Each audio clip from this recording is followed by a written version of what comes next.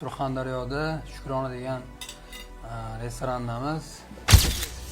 Butun O'zbekiston faxrlanadigan sportsmen akalarimiz bugun Shukrona restoraniga mehmonga kelishgan.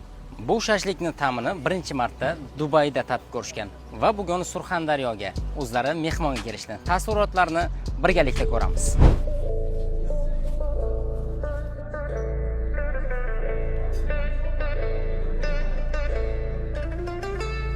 Mani elim, illatim, oyginidagi go'zal axloq degan libosi bor millatim. Qo'lini ko'ksiga doim bosgan o'zbekim.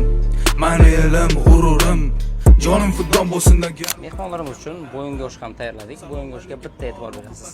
Har bir taomni o'zim yetkazib beryapman. Sham o'zbekim, mani millatim, donishmand devonxonam. Bu yerlarni kezdi bo'lib qaryon ahli xarobotilar.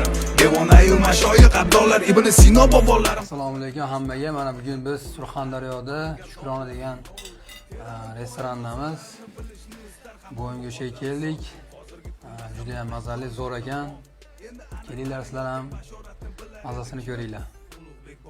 Gap yo'qligim bor. Shashlik nomer 1 ekan. Dubayda yeganmiz.